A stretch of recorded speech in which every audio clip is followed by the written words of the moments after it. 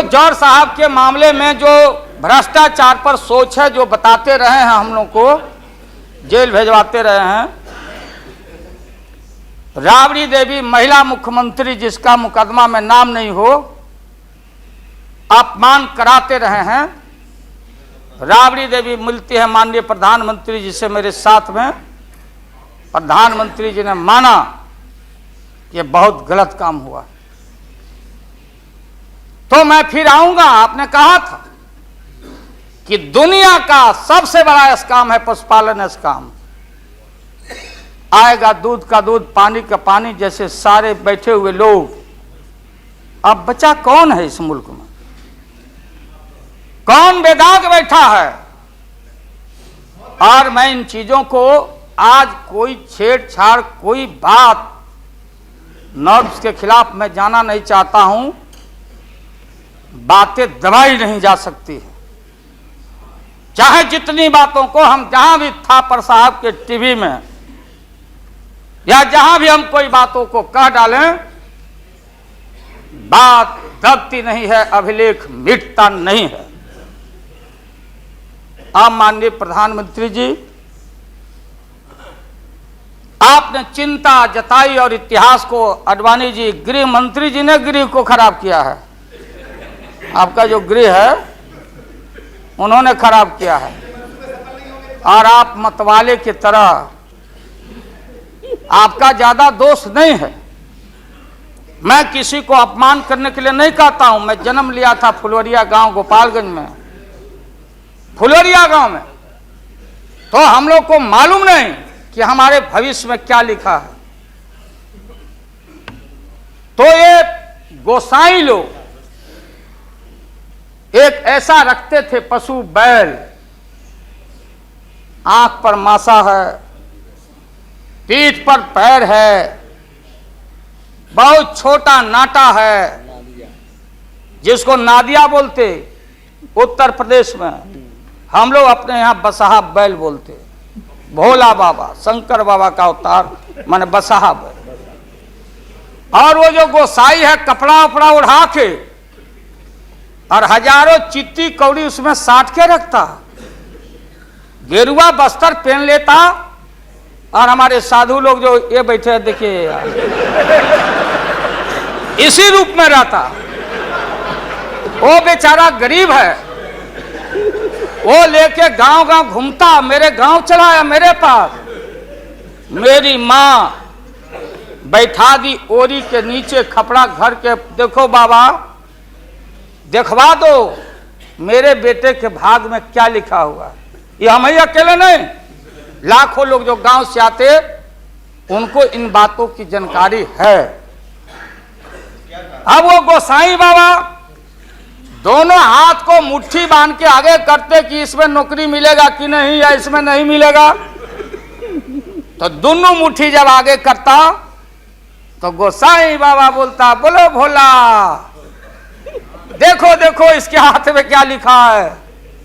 तब बैल का स्वभाव है बसहा का कि जब मुट्ठी बढ़ाइएगा तो समझेगा कि कुछ खाने को दे रहा है। तो कभी बाएं में कभी दाएं में सूंघता। आज जब वो भोला बाबा समझ जाता, चेतनशील है कि हमको ठग रहा है गोसाई, तो बोलते रहता, पीठ ठोकते रहता। नहीं आता है सूंघने के लिए हाथ मुट्ठी, तब गोसाई पीछे से खोदता। तब वो झांझे घंटी करके, महोदय मैं अपमान का नहीं, आप कभी कभी बढ़ते थे कोई काम करने के लिए, लेकिन फिर रिवर्स गियर में चले आते। जो नादिया का हाल रहा वही 13 साल में आपको नागपुर ने और एलआईओ ने हाल करके आपका रखा। ये है रखा 13 महीना। आपको एक मौका था, आप कांग्रेस की बात करते, सीपीआई सीपीएम की बात करते। जौहर साहब वहां बैठे हैं। सन 77 में छपरा से मैं मेंबर पार्लियामेंट बन के आया था लोकसभा का। हम सब लोग एक साथ थे, सभी लोग आंदोलन में थे। आप लोग भी जेल, हम लोग भी जेल। कांग्रेस के खिलाफ हम लोग लड़े थे। उस समय जसवंत बाबू जेल में नहीं थे, जो फाइनेंस मिनिस्टर हैं, थे क्या आप जेल में? हाँ हाँ, कभी जेल नहीं, आंदोलन में जेल। तो आप तो बिना हरे फिटकिरी का कोई ना कोई पद ले ही लेते हैं, चाहे इधर हो या उधर हो, दोनों पार्टी। अब उसमें आप अकेले नहीं हैं। दिल्ली में ऐसे बुद्धिजीवी लोग हैं, बुद्धिजीवी, बुद्धि नहीं है लेकिन बुद्धि से जी रहे थे। तो खैर छोड़िए इन बातों को, ज्यादा आपको टॉर्चर करने की जरूरत नहीं। तो महोदय मैं बताना चाहता था, ये जौहर साहब हैं, अब बैठिए। सन 77 में महोदय हम लोगों को दिल्ली समझ में आया नहीं। दिल्ली में हम लोग जब आए, राज नारायण जी, जौहर साहब, चौधरी चरण सिंह जी, हम लोग उसी परिवार के लोग हैं महोदय, चाहे मुलायम सिंह जी हो और कोई हो या नीतीश जी उधर जो चले गए हैं। हमारे मुंह में सीधे 32 दांत है, उनके पेट में नीतीश के दांत है जो वहां चले गए। पेट में दांत, पेट वाला दांत बड़ा खतरनाक होता है। तो महोदय मैं सन 77 को याद दिलाना चाहता हूं, हम तो आपसे लड़ाई शुरू से लड़ रहे हैं, ये नई बात नहीं, किसी कारण से नहीं। जनता पार्टी का खंड खंड हुआ, कोई यहां गिरा, कोई वहां गिरा, कोई वहां गिरा। बंगलोर में हम लोग जुटे, नाम का सारा झगड़ा, ये सब बात। लेकिन सन 77 के सत्ता को हम लोगों ने लात मारा था। क्यों मारा? हम सत्ता के भूखे नहीं हैं। हमने उस सवाल को उठाया था। अरे नए नए आप आए हैं, मुझे अफसोस है कि आप लोग जा रहे हो इन लोगों की वजह से। सन 77 में दोहरी सदस्यता का सवाल उठाया गया था मजबूती से हम लोग के द्वारा कि अगर आरएसएस में रहना है, जौहर साहब भी बोलते थे, छाती पर हाथ रख के बोले, यही उठाए थे। हम तो लोग नए थे, हम लोगों ने कहा था या तो आरएसएस में रहिए या तो जनता पार्टी में रहिए, दोहरी सदस्यता नहीं चलेगा इस मुल्क में। और देश के सेकुलर कैरेक्टर और फाउंडेशन को हम लात नहीं मारेंगे। आपको याद होगा, इसलिए हम लोग टूटे और हम लोगों ने नारा दिया, चरण नहीं तो चुनाव।